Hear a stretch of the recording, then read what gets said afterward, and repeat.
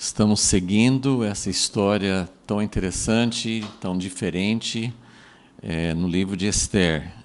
Todas as histórias na Bíblia são únicas, nenhuma história é exatamente igual à outra, mas o livro de Esther, eu acho que tem várias qualidades que tornam o livro e a história bem diferente, por não estar, não acontece dentro da terra de Israel, mas também não é o tempo de cativeiro, então é um tempo diferente, uma história diferente, um jeito de narrar diferente, então é um livro realmente muito especial e muito único, né? Estamos aqui vendo como, na última aula, estamos no capítulo 5, indo também para o capítulo 6 hoje.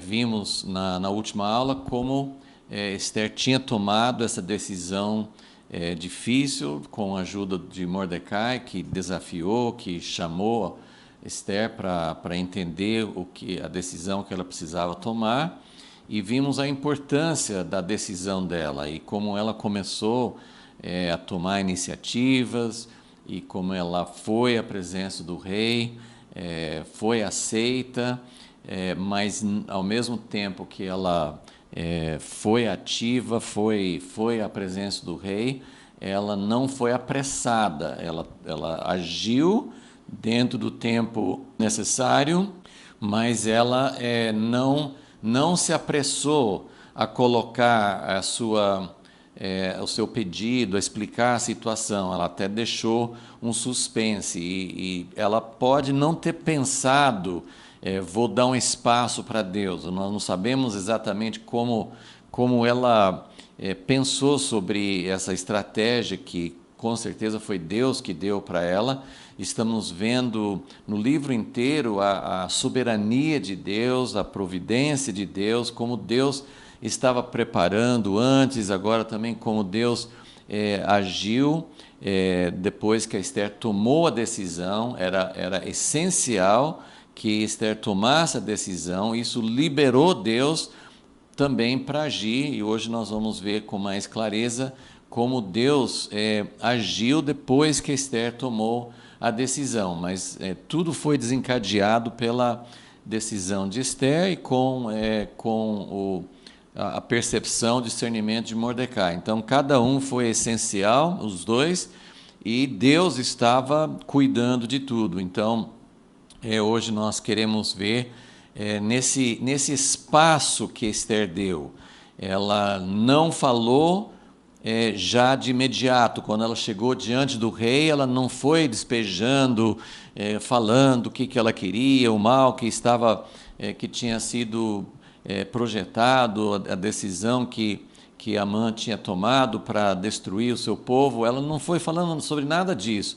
Aí ela marcou um banquete com a presença de Amã, mas mesmo nesse primeiro banquete também ela deixou em suspense. E isso deu um espaço para Deus, como nós vamos ver hoje, mas ao mesmo tempo foi um espaço perigoso, porque nesse espaço Amã já estava tramando para tirar a vida de Mordecai. Então, hoje, na aula passada, o foco foi Esther, como ela decidiu, como isso foi essencial, como Deus teve oportunidade de agir por causa da decisão dela. Hoje nós vamos focar mais na pessoa de Amã, porque o que vem a seguir, o espaço entre o primeiro banquete e o segundo, que era apenas um dia. Ela foi diante do rei num dia, no mesmo dia já teve o primeiro banquete e Esther convidou o rei e Amã, os mesmos convidados, para o segundo banquete já no dia seguinte. E aí ela prometeu ao rei, nesse segundo banquete eu vou fazer o meu pedido. Então, houve um espaço de um dia, e nesse espaço de um dia, Deus fez algo tremendo que virou o jogo, que começou realmente a mudar a situação. Então, vamos orar, vamos pedir que o Senhor nos ajude a entender o princípio, porque as circunstâncias nunca vão ser iguais, as coisas que acontecem em épocas diferentes, com pessoas diferentes, nunca são iguais, mas o princípio de agir com firmeza, com obediência total, agir no momento que tem que agir, mas ao mesmo tempo dar um espaço para Deus agir. É uma combinação fantástica e só Deus pode dar a estratégia exata em cada situação, mas podemos ver aqui como Deus agiu de um modo surpreendente e algo que causa muita admiração, muito louvor a Deus. Senhor Deus, nós queremos mais uma vez conhecer mais de Ti, queremos admirar como o Senhor age, esse equilíbrio fino, esse ajuste fino entre o Senhor e os seus amigos, seus parceiros humanos, seu povo. Nós queremos aprender, porque é essa parceria, essa aliança, essa união misteriosa e tremenda e algo que nos deixa simplesmente atônitos de pensar como o Senhor tão grande, tão poderoso, o Senhor fica guardando a nossa decisão, mas no fim é o Senhor que faz o milagre. Então, ajuda-nos, abre os nossos olhos, ajuda-nos a ver mais uma vez e a conhecer os teus caminhos. Pedimos isso em nome de Jesus. Amém. Então, o drama está sendo montado, estamos vendo como a situação estava crescendo contra o povo de Deus, embora Deus tivesse agido muito antes, colocando Ester na posição de rainha, Deus estava preparado, mas aos olhos humanos as coisas estavam indo muito mal. Por isso que Mordecai se vestiu de pano de saco, por isso que ele lamentou. Era uma situação muito grave, muito terrível, e as coisas estão caminhando, ainda estão caminhando no capítulo 5, ainda estão caminhando contrário, né, de forma contrária ao povo de Deus e ao plano de Deus. Então nós vamos ver hoje como esse jogo vai virar. A decisão de Ester foi fundamental, mas ainda entre o primeiro banquete e o segundo banquete, veja só, nós vamos ler, fizemos menção de alguns desses acontecimentos na aula passada, mas nós queremos seguir agora focando bem na pessoa de Amã e o que ele representa, porque toda essa história, como várias outras, não é a única história na Bíblia em que nós vemos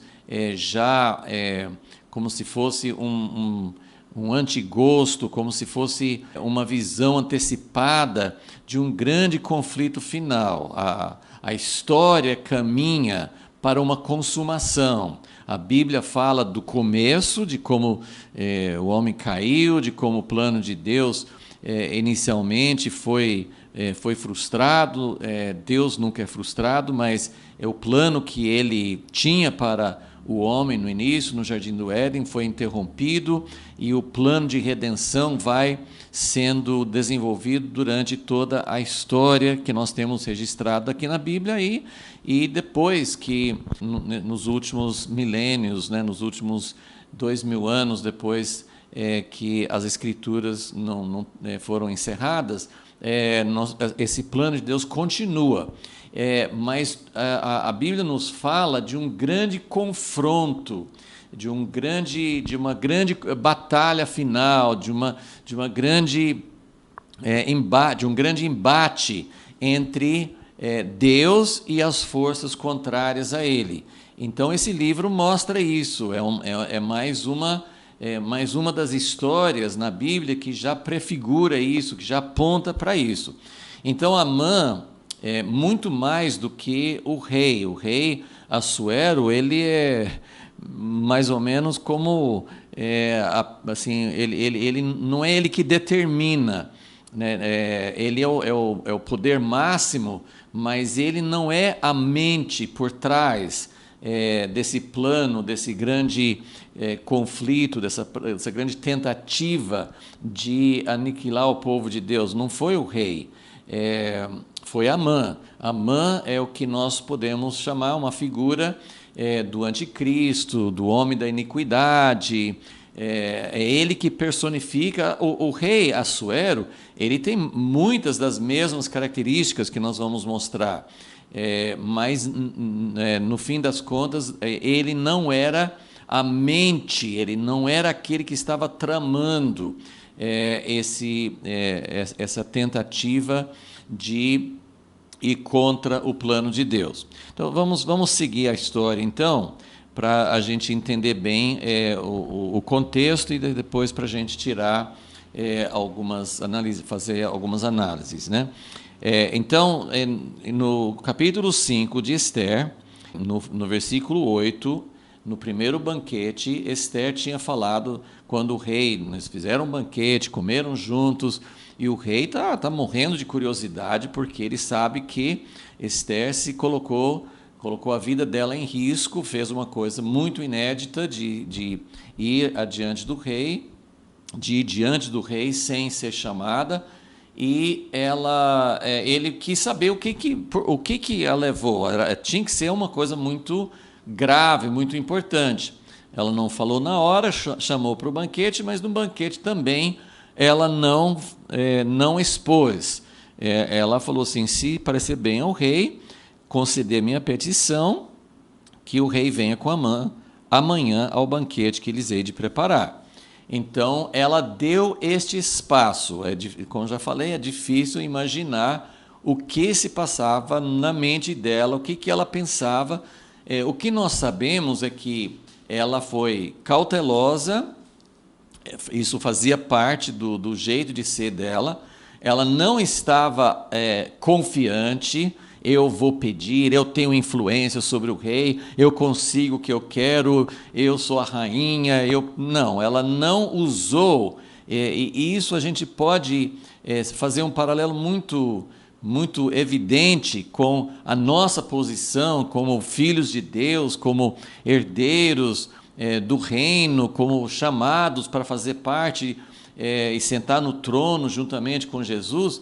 Esther sabia, ela foi vestida, ela assumiu o papel dela de rainha, mas ela não demonstrou autoconfiança, ela não era convencida, ela não era presunçosa. Então, essas características são muito importantes, por isso que ela achou graça, por isso que ela era muito facilmente aceita.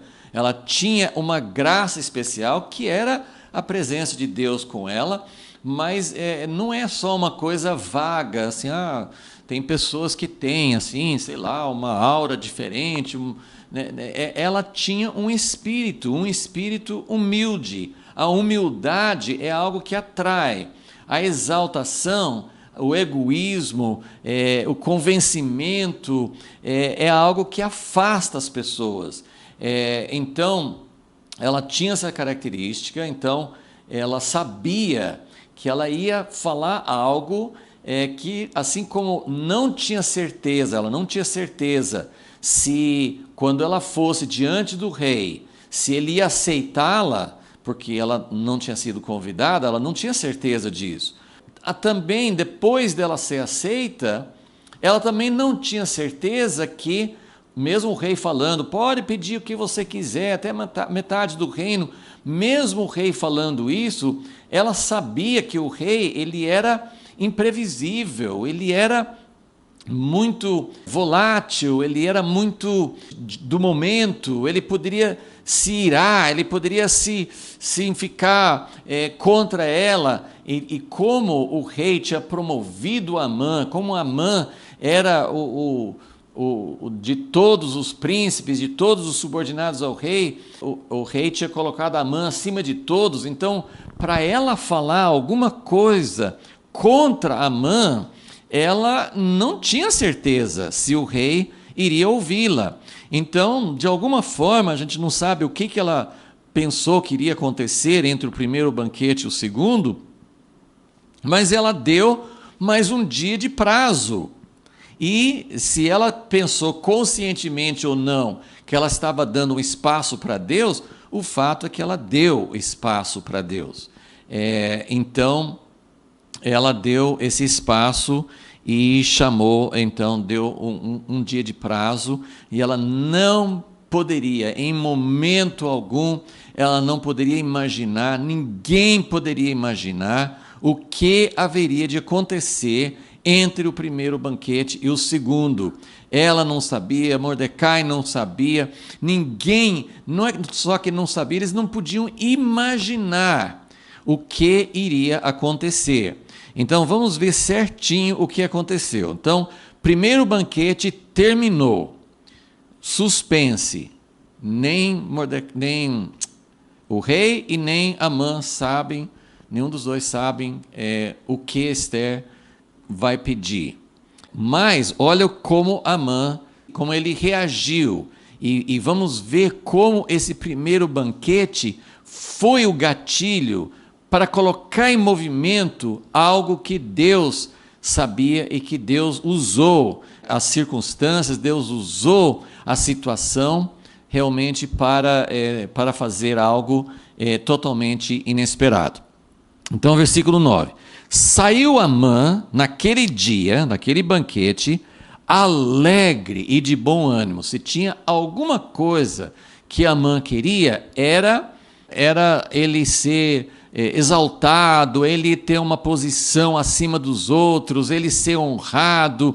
Ele saiu com o coração cheio, ele saiu, era tudo o que ele queria. Ninguém mais foi convidado para esse banquete, um banquete entre o rei e a rainha, alta cúpula, nível mais alto possível no reino.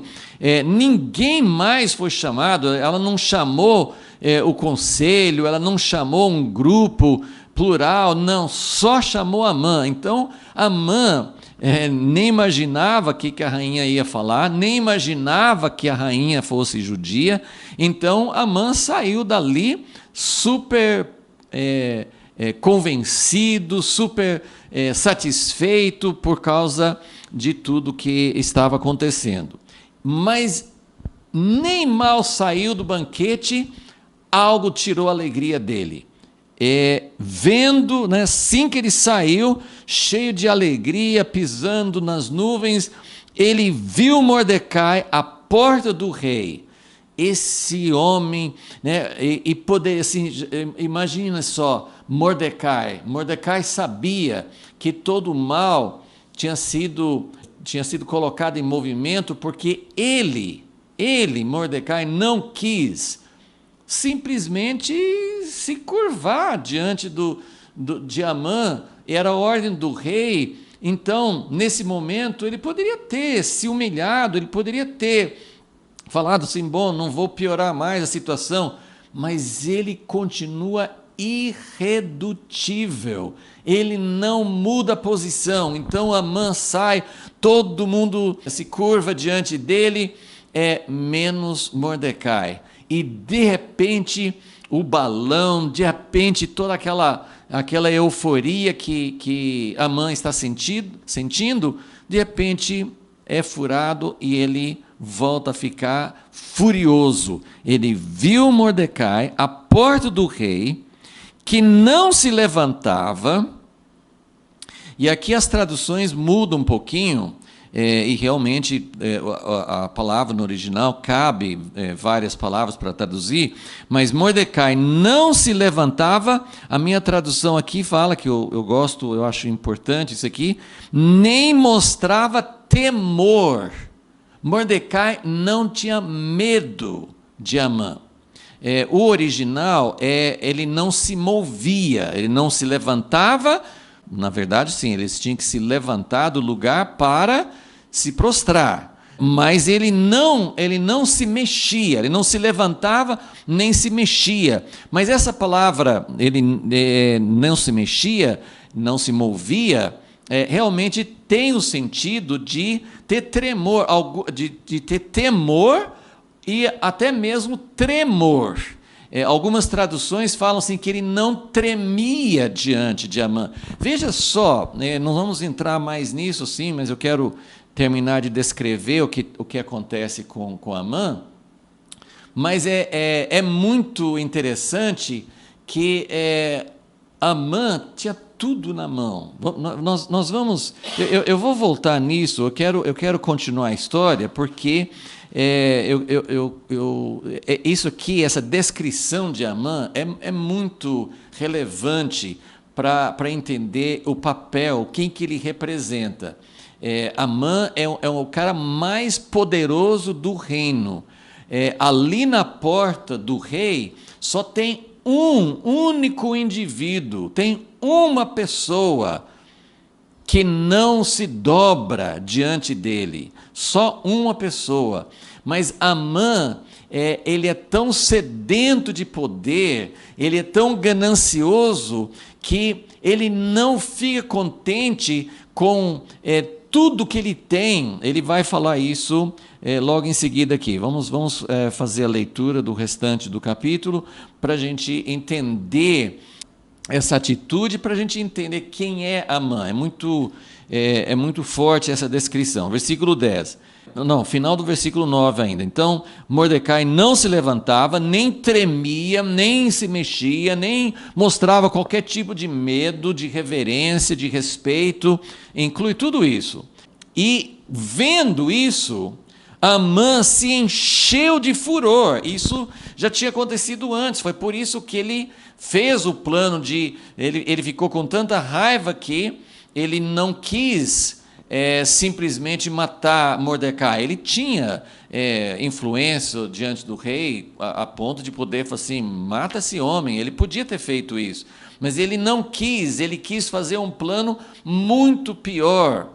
E por ele fazer esse plano muito pior, Deus teve tempo de reverter o plano dele. Mas ele se encheu de furor, ira. Ele não se controlava, ele conseguiu se controlar, porque ali parece que a vontade dele era de ir naquele momento mesmo e sufocar, de matar Mordecai com as próprias mãos. Mas ele se conteve, versículo 10, ele se conteve e foi para casa. De onde veio o domínio próprio de Amã? Porque a ira é algo que leva as pessoas, pode levar qualquer um de nós, a cometer atos terríveis. A ira, o ódio, são sentimentos que são capazes, ciúme, ódio, ira, são sentimentos, são reações que podem nos levar... Quantas pessoas morrem diariamente por causa de uma reação, por causa de algo insignificante, de algo que não é tão importante, ou pode ser por causa de alguma coisa mais relevante, mas é uma reação que leva a pessoa a não pensar, fazer uma coisa no calor do momento e fazer algo terrível. Isso acontece todos os dias na Terra. Mas por que Amã teve domínio próprio? Justamente porque ele não quer fazer uma coisa impensada, ele não quer fazer uma coisa como antes. Eu não quero só matar o Mordecai. Ele quis ir lá ele tinha o conselho dele, ele tinha um grupo que o aconselhava, ele tinha um grupo de apoio, e ele queria pensar junto com eles o que ele deveria fazer. Então, nós temos aqui uma janela aberta para uma reunião íntima com Amã e sua família e amigos. Então, Amã se conteve e foi para casa, mandando chamar seus amigos, e Zeres, sua mulher, gabava-se Amã. Então, primeiro ele começa falando, olha só, eles já sabiam, acho que de várias coisas, mas ele se gabou ali, diante dos amigos, ele fez uma lista, justamente porque ele quer colocar um sentimento final. Se eram pessoas próximas a ele, Todos eles sabiam da glória, da posição que ele já tinha, do que o rei tinha feito, mas não sabiam, provavelmente, do banquete. Então, olha só, ele se gabou, versículo 11, gabava-se Amã da glória. Agora, olha só a lista das coisas que são importantes para ele. Ele começa com riquezas. Ele se gabava com esse grupo, sim, ele foi fazer uma lista das coisas fantásticas que ele tinha alcançado. Então ele alcançou riquezas, ele tinha muitos filhos, isso era uma coisa importante para ele também. De tudo em que o rei o tinha engrandecido, então ele tinha riquezas, tinha uma família, muitos filhos. Ele tinha também uma posição, porque as pessoas gostam de riquezas, as pessoas gostam de prazeres, mas talvez o que vai mais fundo, o que mais motiva a humanidade, especialmente os homens, é a exaltação, a posição de poder, mais do que as riquezas em si.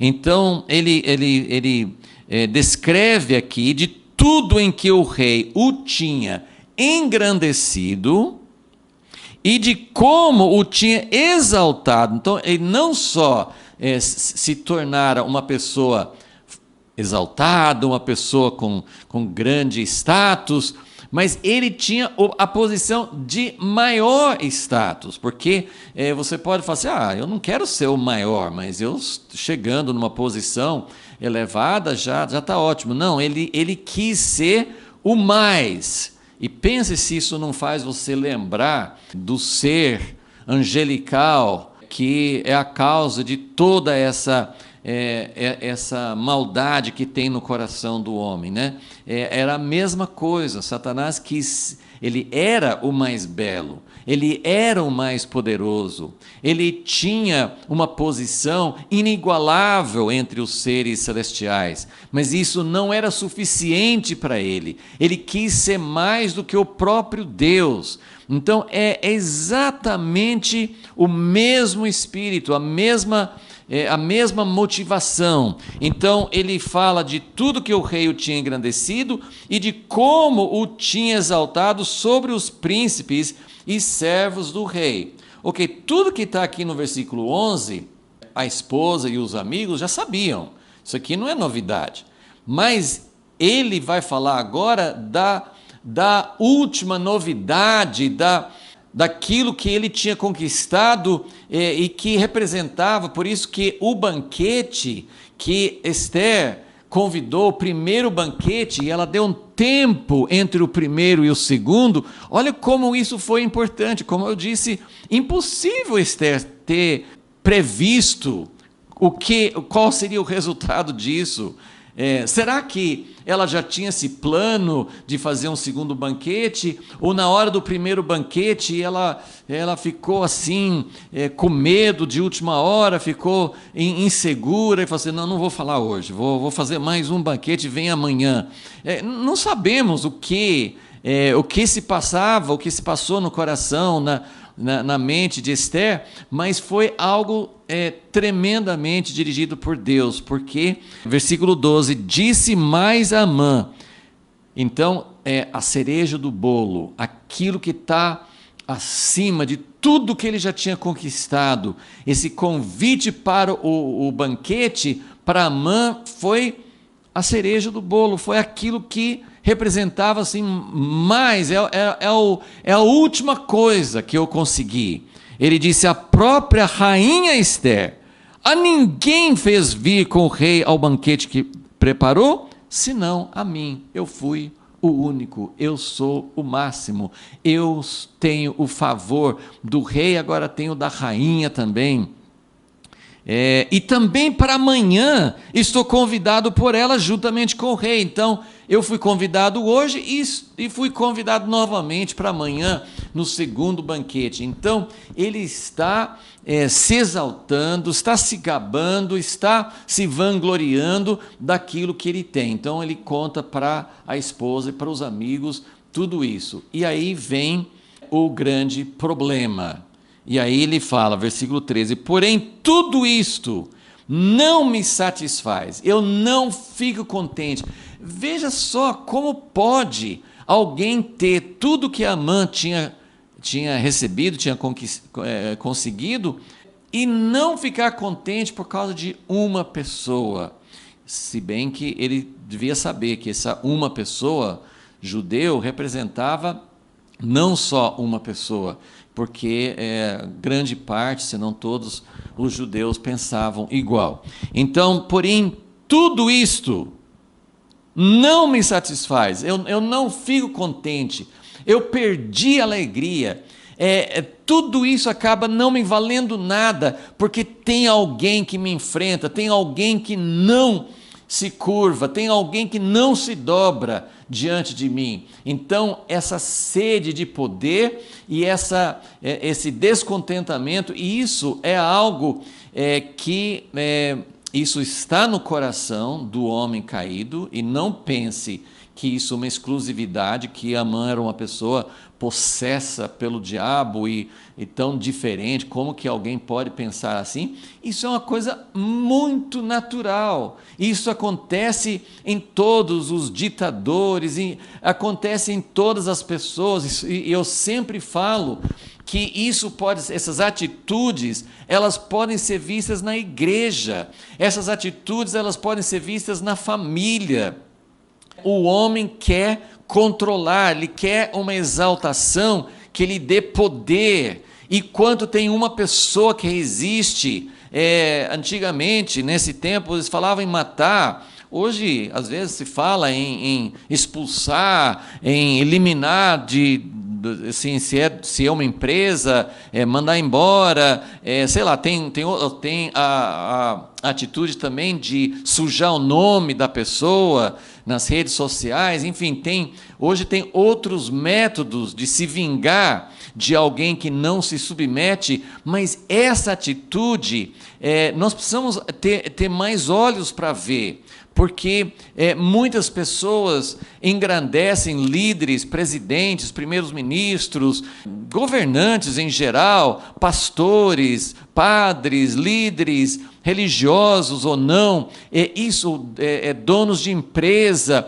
Esse espírito, ele pode ser visto, às vezes em um grau menor, às vezes os sinais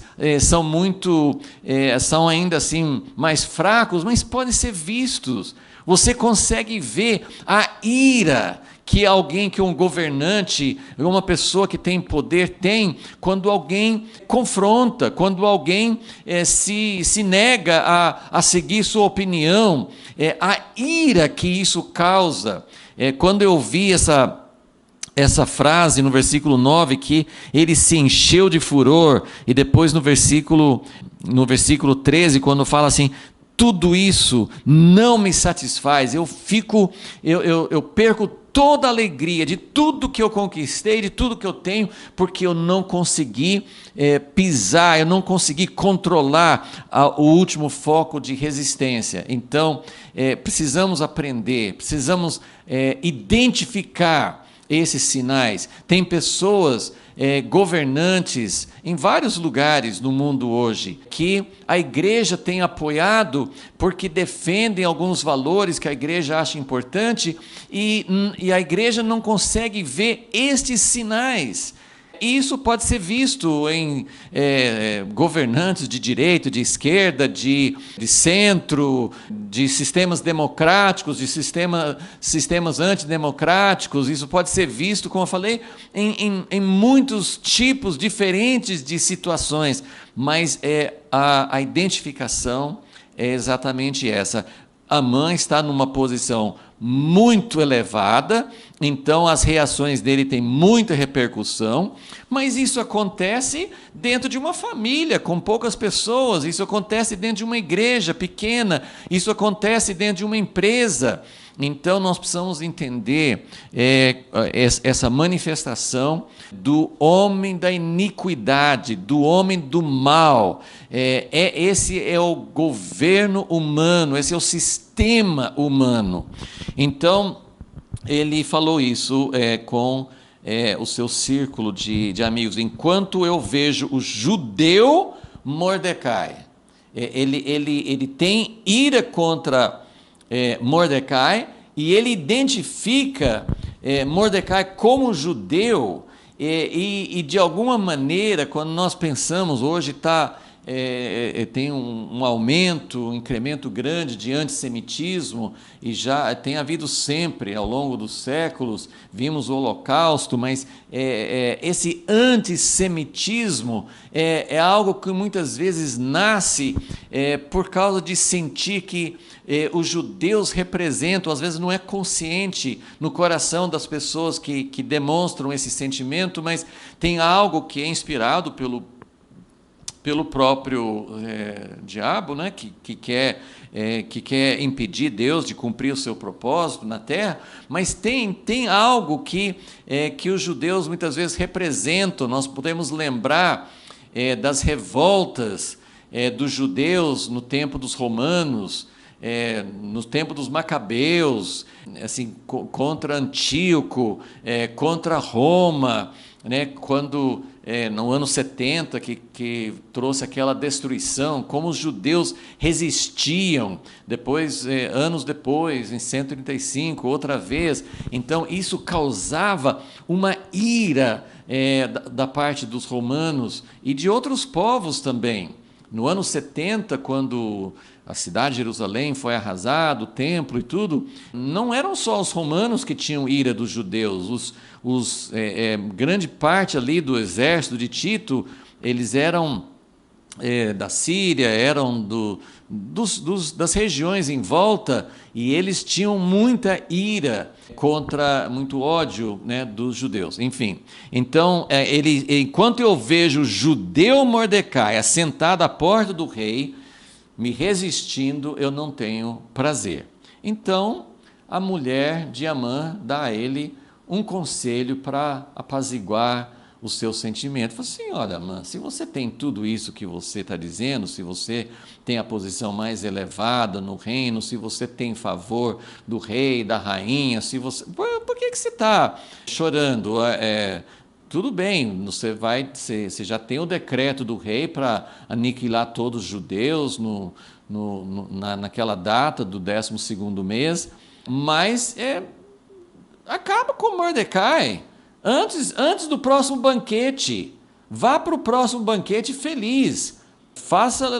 Construa uma forca e peça o rei, manda enforcar esse homem, e aí você não vai ter mais esse homem te causando desgosto, e depois você vai matar todos os judeus também, mas você já resolve esse problema seu. Então, ela e os amigos, né, deram esse conselho: faça uma forca de 50 côvados de altura, mais de 20 metros, um absurdo, né? Não precisava de uma coisa dessa altura para enforcar uma pessoa, mas faça uma forca de 50 côvados de altura. Pela manhã, né, era ainda no primeiro dia, né, amanhã de manhã, peça ao rei que nela enforquem Mordecai.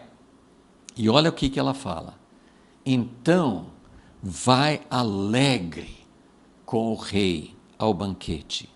Então, essa alegria de pisar, essa alegria de anular uma outra pessoa, de anular um povo, essa alegria satânica de ter prazer no extermínio, na tortura, no extermínio de um outro ser humano ou de outros seres humanos. Olha que resultado que dá.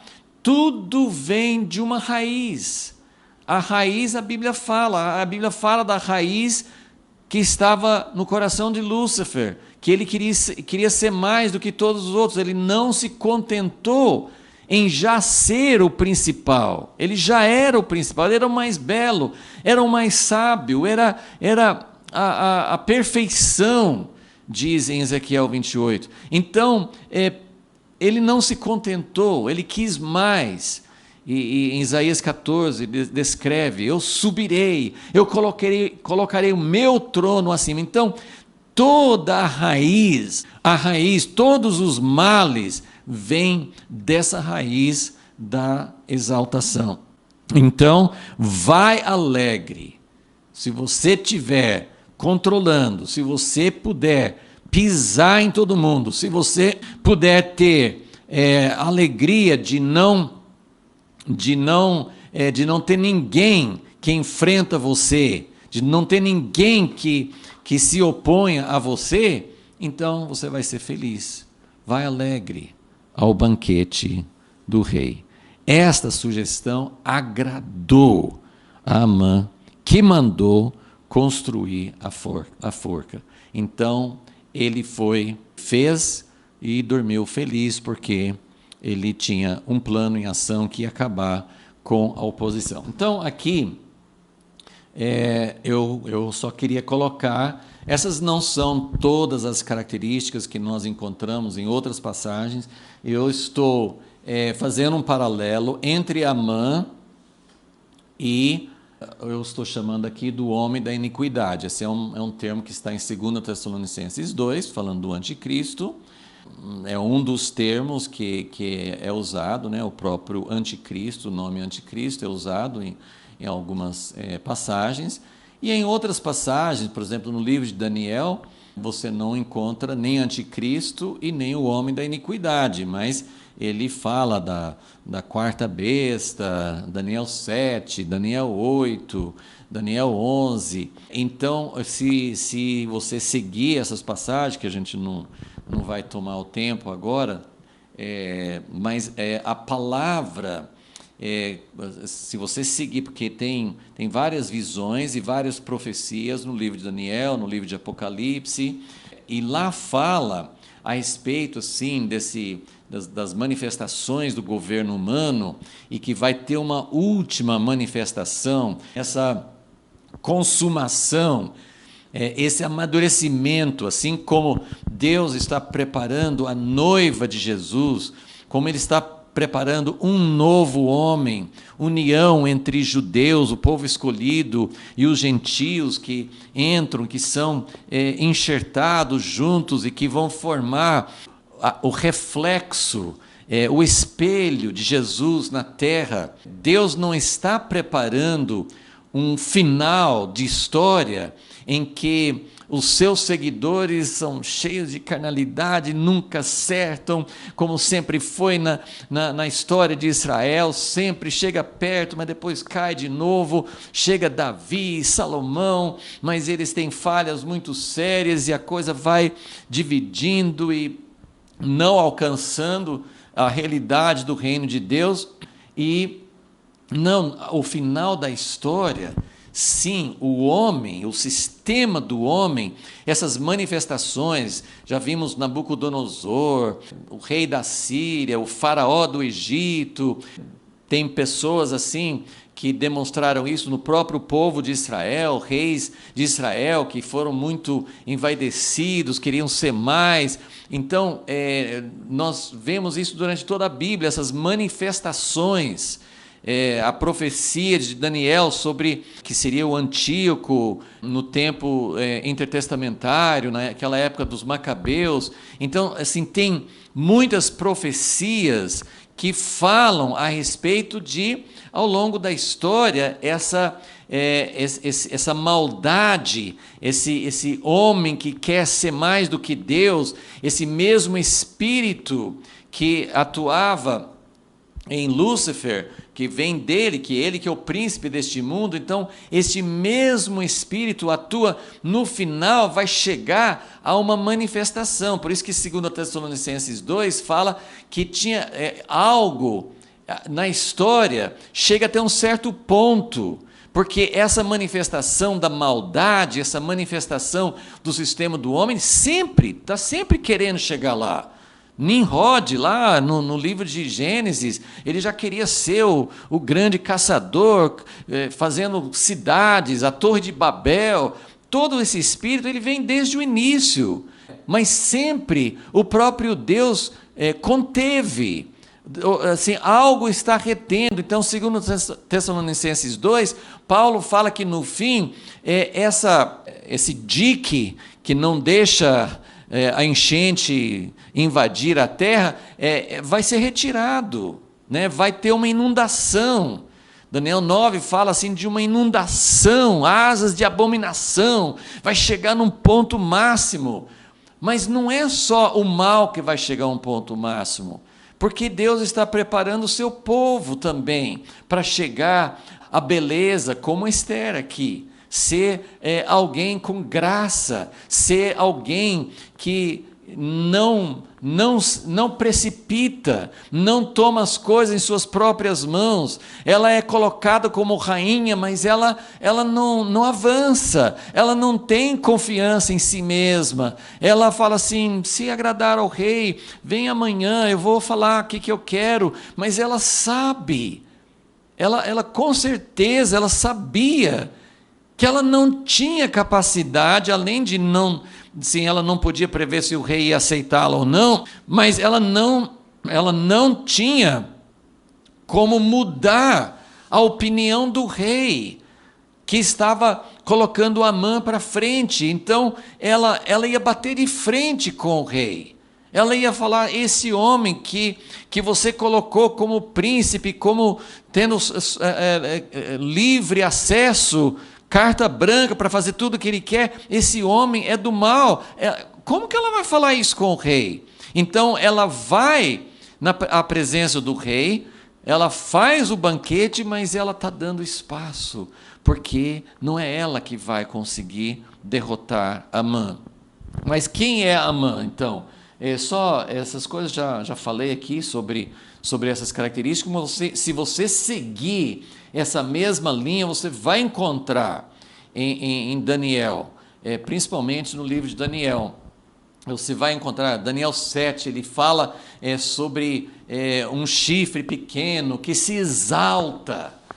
Ele é pequeno, mas ele quer ser o mais exaltado. Ele derruba outros 3 chifres, ele se torna mais do que os outros. Então a primeira coisa é essa coisa de ser exaltado. E eu falo chorando, porque esse espírito, assim, quando a gente vê o desdobramento, que o desejo de ser exaltado se transforma em vanglória, em ostentação, e aí ele tem prazer em dominar, em pisar, em amedrontar.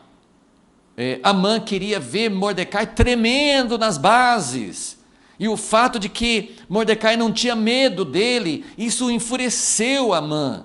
Então, essas coisas aqui a gente pode falar: não, as pessoas que a gente conhece, ou talvez no meu próprio coração, eu tenho o desejo de ser exaltado, mas eu não tenho essas outras coisas. Mas isso aqui é uma semente, isso aqui vai crescendo. O desejo de ser exaltado se transforma em vanglória, em ostentação. A pessoa começa a se gabar, a se exaltar. Primeiro você quer ser reconhecido. Olha só, esse número 1, ele é uma raiz do mal, mas tem algo, eu até pus essa palavra, honrado.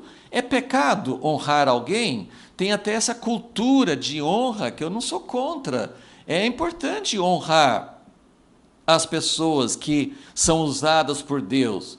Mas isso, a linha entre honrar e alimentar esse desejo maligno, isso aqui é uma coisa que vem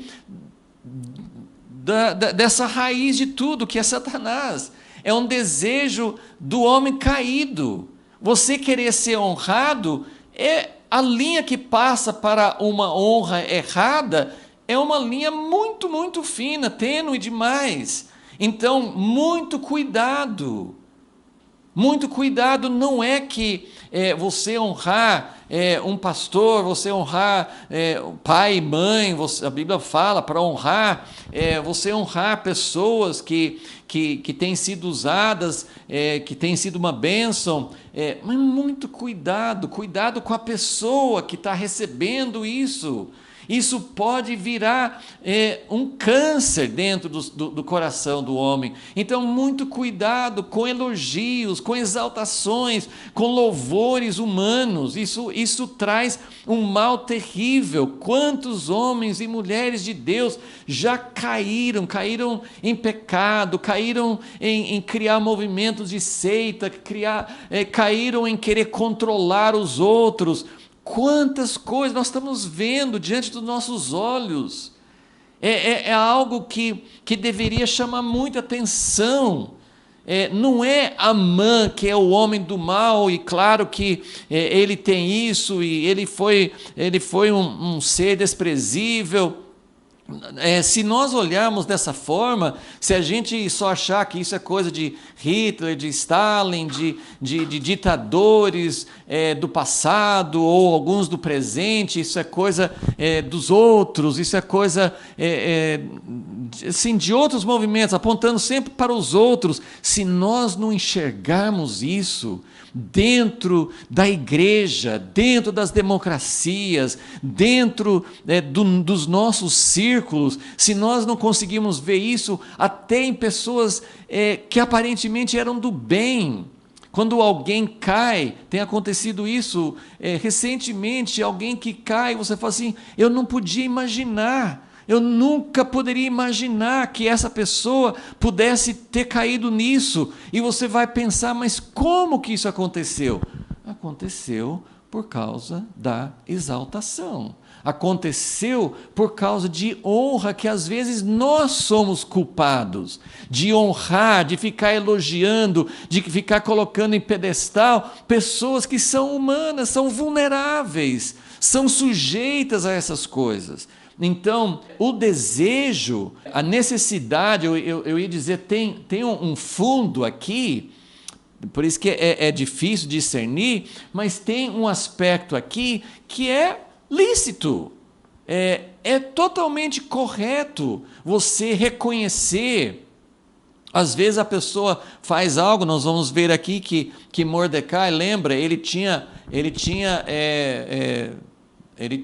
denunciado os homens que queriam matar o rei, e ele não foi reconhecido.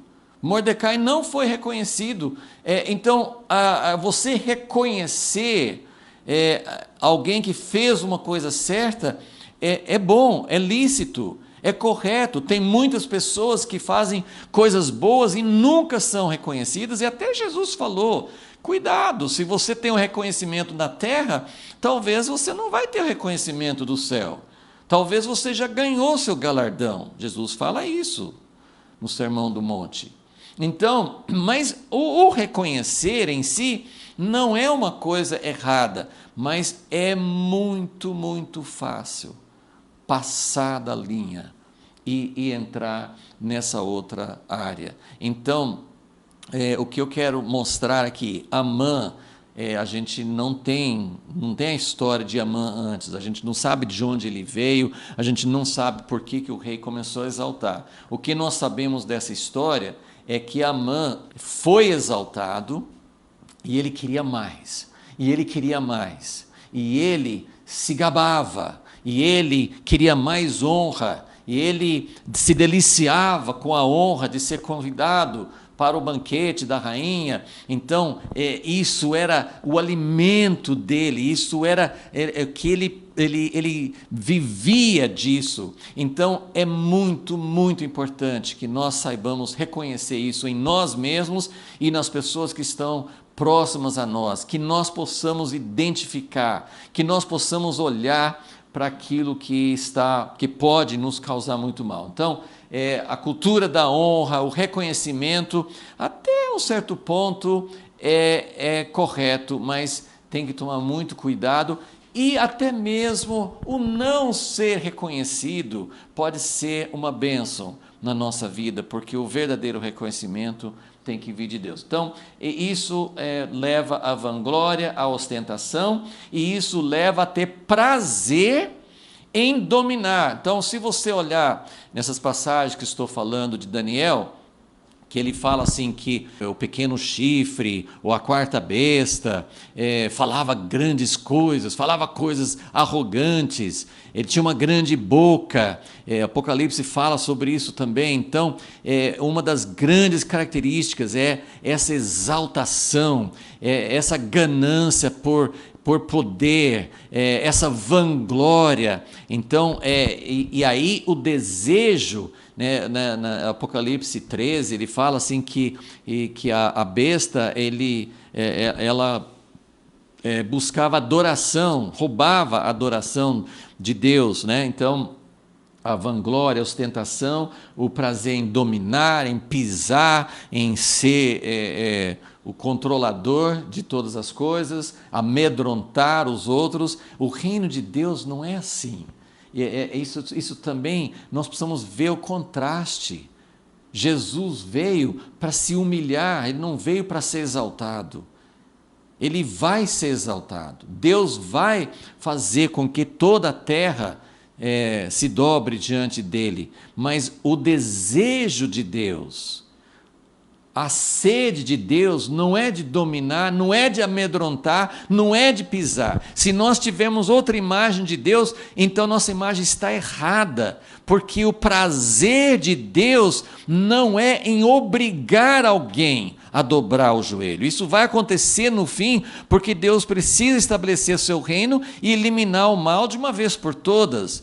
Mas o prazer de Deus, a Bíblia fala claramente, Deus não tem prazer na morte do ímpio, Deus não tem prazer no inferno, Deus não tem prazer em obrigar as pessoas a adorar a Ele. Ele tem prazer em algo voluntário, Ele tem prazer em compartilhar. O prazer de Deus não é de amedrontar. O perfeito amor lança fora todo medo. Deus é amor. Então, o ambiente de Deus, o ambiente do reino de Deus, não é de medo.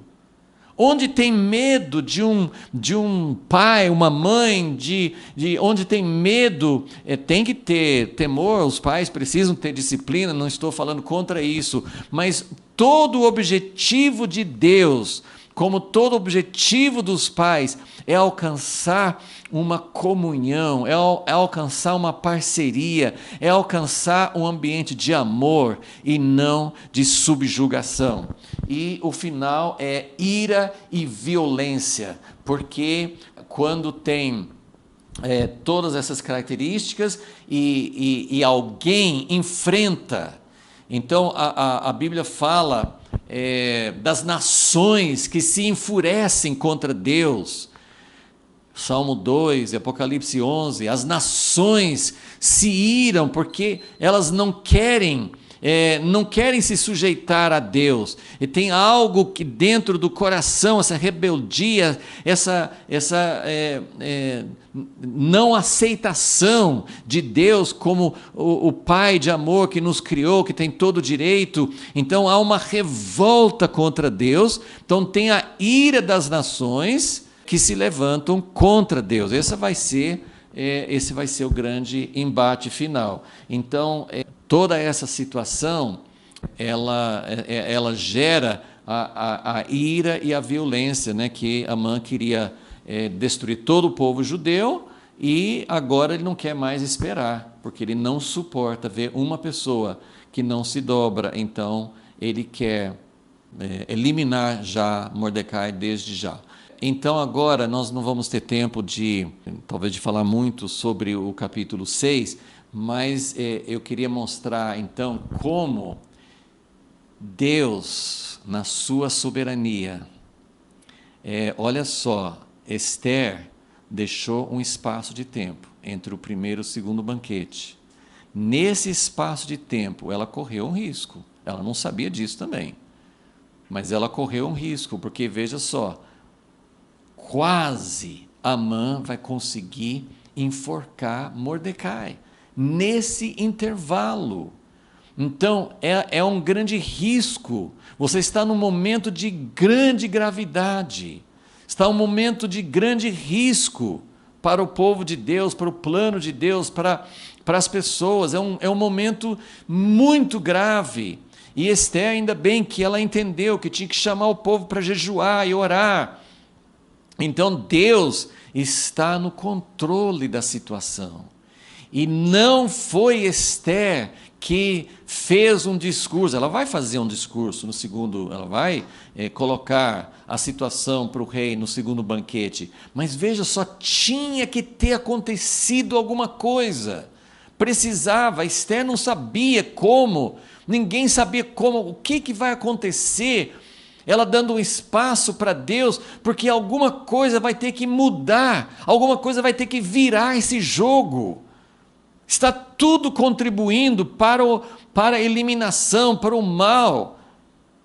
E Esther está ali numa posição de influência, mas ao mesmo tempo ela é vulnerável também, e ela não tem poder. Ela, como mulher, ela não tem poder para mudar o coração do rei. E aí Deus usa uma circunstância, ele usa esse espaço de tempo. Ele vê a ira, a arrogância, a maldade de Amã, dos seus amigos, sua esposa. Ele vê isso se preparando e Deus não está dormindo, Deus não está despreparado. E Deus poderia fazer um milagre, Deus poderia fazer algo sobrenatural, algo espetacular. Deus não, ele usa uma noite de insônia. Capítulo 6, versículo 1, naquela noite, o rei não pôde dormir, de sorte que mandou trazer o livro das crônicas. Como é que Deus arranja essas coisas? Eu não sei. Não deve ser difícil Deus tirar o sono da gente. Isso é uma coisa natural. Claro que quando a gente perde o sono, não é Deus que está fazendo, mas pode ser que Deus queira fazer a gente pensar sobre alguma coisa, que Deus pode usar a insônia. E nesse momento, o rei estava com insônia, e eu imaginaria que ler o livro de crônicas seria um bom sonífero, né? Assim, ler o livro de crônicas dos acontecimentos, ainda mais se a pessoa tem uma voz assim, que monótona, sei lá, quando você lê, quando alguém está fazendo uma leitura, como você ligar a televisão num documentário, assim, aquilo vai dar sono. Mas ele mandou trazer o livro das crônicas, os registros do seu reino, as quais se leram diante dele. Então, não sei se demorou muito, mas chegou a hora que achou-se escrito que Mordecai tinha denunciado a Bigtã e a Teres, os dois oficiais do rei, guardas da porta, que tinham conspirado para assassinar o rei Assuero. Perguntou o rei. Isso é interessante, eu li que aquele famoso historiador grego, Heródoto, que foi um pouquinho depois dessa época, mas ele registrou muitas histórias dessa época, de épocas anteriores. Ele registrou que realmente esse rei Assuero e outro rei antes dele, eles tinham realmente essa política, esse costume. Assim como eles poderiam punir alguém que tentasse trair, que tentasse assassinar o rei ou fazer alguma coisa ruim, eles gostavam de dar recompensas a quem fazia coisas boas. Então, quando leram para ele que Mordecai, lembra que o rei provavelmente ele não estava muito a par da situação, judeu, Mordecai, não sei se ele sabia se Mordecai era judeu, eu não sei se ele sabia que tinha assinado esse decreto, né, que Amã tinha pedido, mas não sei se ele já fazia alguma associação, mas de qualquer forma, foi lido para ele que Mordecai tinha denunciado a conspiração. E aí ele perguntou, e o que foi feito com esse Mordecai? Que honra e reconhecimento se deu por isso a Mordecai? E os servos do rei responderam, coisa nenhuma, não foi dado reconhecimento nenhum. Aí, olha como que o rei iria imaginar também o que iria acontecer. será que Amã tinha costume de chegar cedo? Porque ele passou a noite sem dormir. Então, foi lido esse acontecimento, esse fato. Ele viu que nada foi feito e eu não posso ter certeza, mas eu acho que ele pensou, quem está por aqui, eu vou chamar o primeiro oficial, a primeira pessoa, porque a gente percebe aqui que o rei, esse rei aqui, isso acontece com muitos soberanos, governantes, quando a pessoa, isso não é só da personalidade, isso é quando a pessoa tem muito poder nas mãos, porque todos nós temos impulsos, qualquer pessoa tem um impulso, mas tem muito impulso que você não pode fazer, você não tem o poder para fazer, você não tem os recursos, você não tem. Então a gente tem os pensamentos meio doidos, mas quando a pessoa tem o poder nas mãos e ele pensa uma coisa, não tem nada que segura, eu posso fazer, eu vou fazer. Então o rei, ele agia muito com impulso. Né? Aquilo que aconteceu com a rainha Vasti, e ele fazia as coisas muito com impulsos. Então ele leu esse negócio aí, Mordecai não recebeu honra, e ele não vai fazer uma reunião e preparar e pensar o que é melhor. Ele deu na telha, ele falou assim, quem está no pátio aí? Quem está chegando? Se tiver algum oficial, já vou mandar. E quem estava ali? Coincidência das coincidências, mas não era coincidência. Não é só porque Deus preparou. Olha como o primeiro banquete, a única coisa que Esther fez foi fazer um banquete, ou não teve coragem, ou não teve plano, falou assim, não vou falar ainda. Ela só fez o banquete, isso foi um gatilho, isso levou Amã a ficar muito feliz, muito vaidoso, mais ainda, e ele viu Mordecai, resolveu que ia enforcá-lo, e aí ele vai cedo. Ele chegou cedo diante do rei, porque ele não queria perder tempo, ele queria que ele fosse enforcado antes do banquete. Então ele chegou cedo, para mandar enforcar seu inimigo. Como diz, deixa eu só ler um versículo em Salmos 7, é bem significativo isso, é bem apropriado aqui. Salmos 7, versículo 11, Deus é um juiz justo, um Deus que expressa a sua ira todos os dias. Se o homem não se converter, Deus afiará sua espada, armado e teso está o seu arco.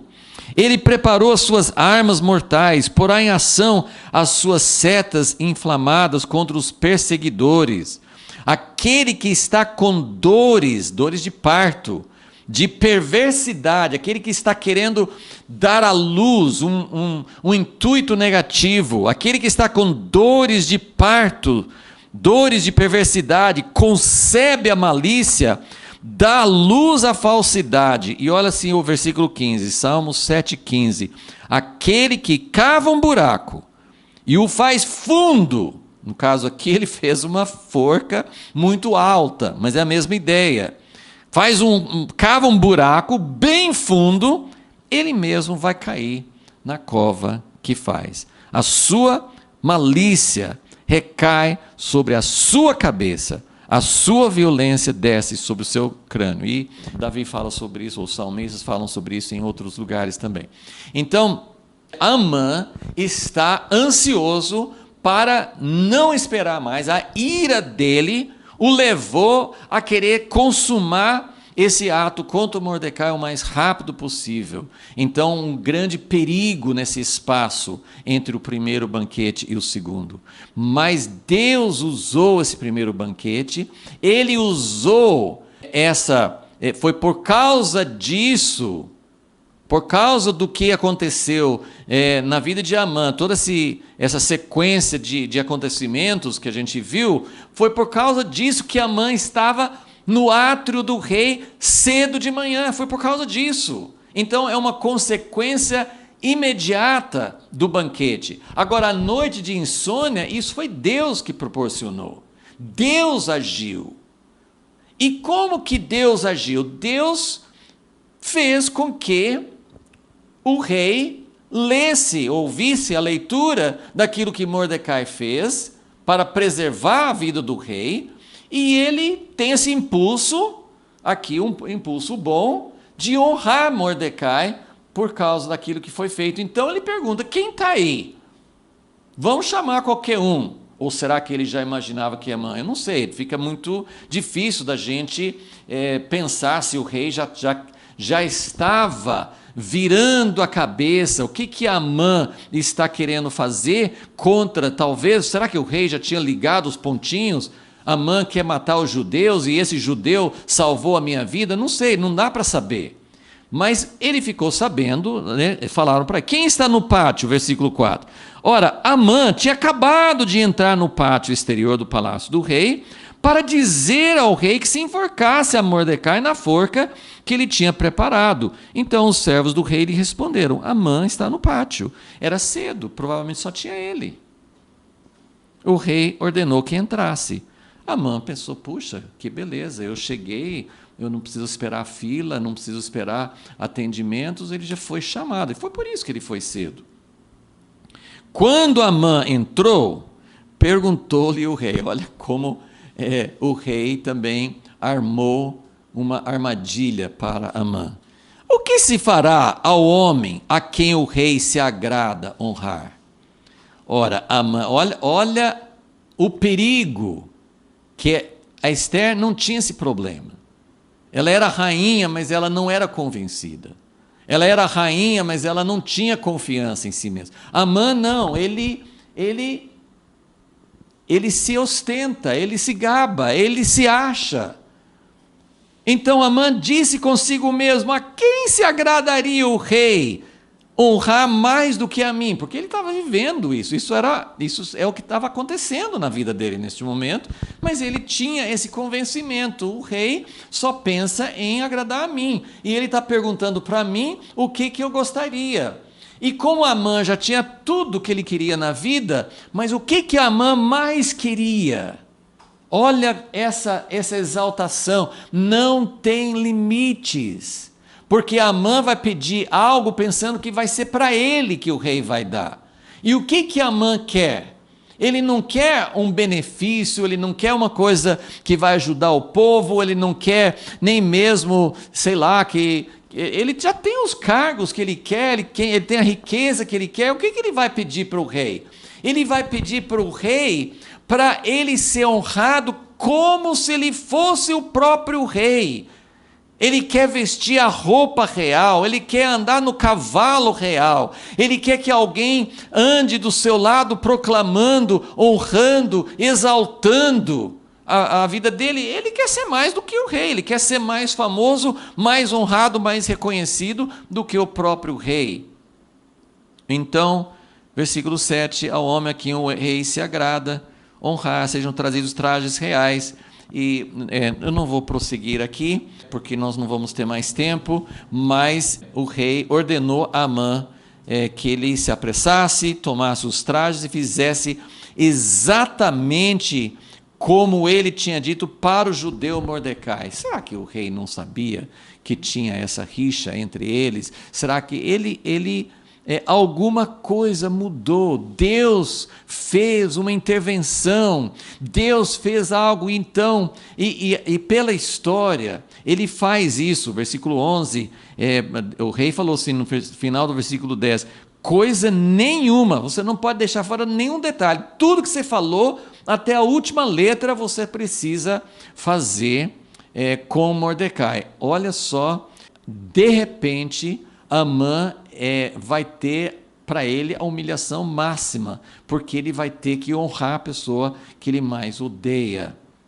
Então ele toma os trajes, vestiu a Mordecai, leva a cavalo pelas ruas, apregoando diante dele. Assim se faz ao homem a quem o rei se agrada honrar. Depois disto, Mordecai volta para a porta do rei. Olha, tudo indica que isso não subiu a cabeça de Mordecai. Foi feito isso.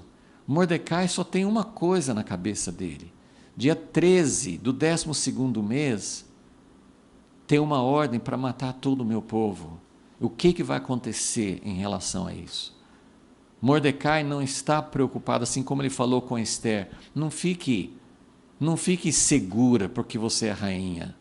Não pense que isso é algo, essa glória, essa exaltação, uma hora o rei exalta, como aconteceu com o próprio Amã. Daqui a pouco o rei vai mandar enforcar Amã. Ele vai cair dentro do buraco que ele cavou. Essas coisas são efêmeras, essas coisas são passageiras. Mordecai está preocupado com outra coisa, isso que tem que ser o nosso coração. O que me importa ser elogiado? O que me importa andar no cavalo do rei? O que me importa estar com as roupas do rei? Eu não sou o rei, essa não é a minha posição, isso não vale nada para mim. A gente não sabe o que... Não temos o registro da reação de Mordecai, mas ele volta a se assentar normalmente, como ele estava fazendo antes, ele não muda nada.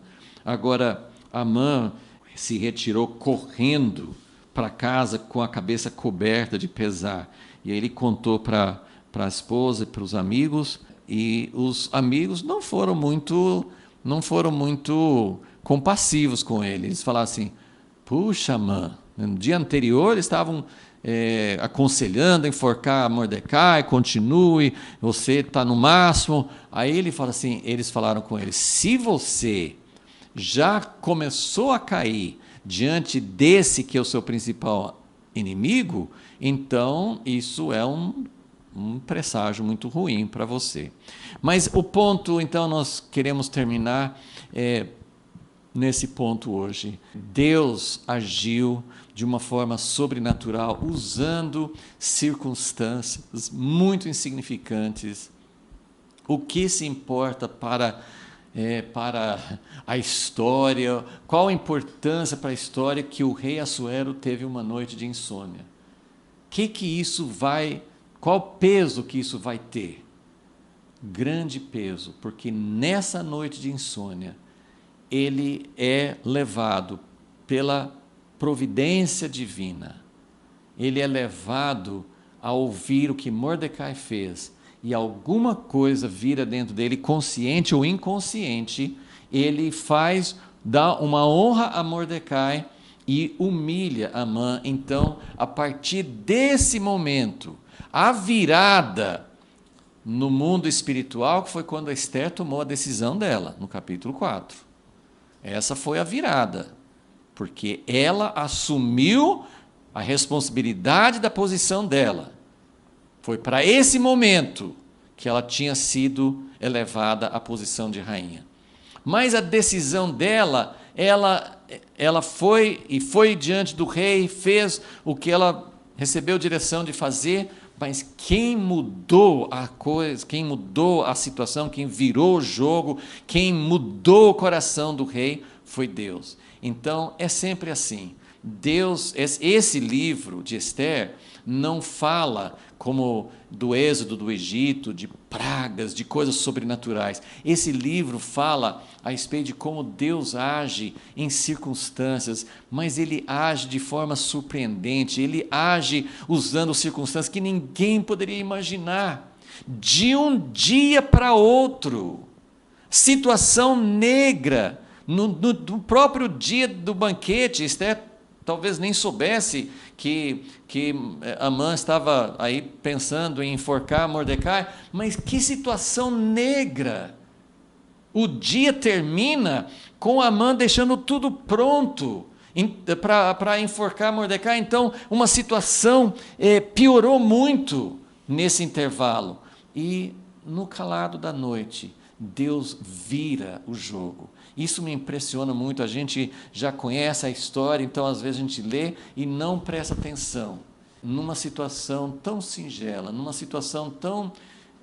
e Deus coordena de tal forma que Amã, por causa da própria maldade dele, por causa do próprio intento maligno dele, ele estava exatamente naquele lugar onde quando o rei chamou. Então, Deus tem maneiras tremendas de virar o jogo. Deus precisa da nós, Ele quer a nossa decisão, Ele quer trabalhar, não é porque Ele precisa, Ele poderia fazer isso sem Esther, sem, né, por isso que Mordecai falou assim, se você não quiser, Deus vai fazer de outro jeito, mas Ele quer, Ele chamou Esther para isso, colocou naquele lugar por causa disso, e Deus usa a simplicidade, talvez até a insegurança dela, de não querer falar no primeiro banquete, de deixar para o segundo. Não sei se ela já tinha isso em mente ou não, mas de qualquer maneira Deus usa essa cautela, esse espaço que ela deu, para Ele fazer algo que homem nenhum poderia fazer. Senhor Deus, muito obrigado, porque o Senhor nunca perde o controle. Nem sempre haverá esse tipo de livramento, porque nós sabemos que tem momentos em que o Senhor está descrito aqui, que o homem da iniquidade vai pisar, vai perseguir, vai matar muitos nos últimos dias. Então nem sempre haverá um livramento como houve nessa história de Esther, mas mesmo assim, o Senhor preparou algo para a batalha final, o Senhor preparou algo para a consumação, e o Senhor está preparando um povo que vai te honrar, que vai tomar a decisão certa e que vai liberar o Senhor para agir com a tua sabedoria e a tua surpresa, o teu mistério, a tua forma tremenda de causar, de virar o jogo de formas inesperadas, ou por circunstâncias, ou, no final das contas, pela tua própria volta para essa terra. Então, nós esperamos nisso e confiamos nisso, e agradecemos a Ti por essa revelação de quem o Senhor é. Muito obrigado, Senhor, em nome de Jesus. Amém.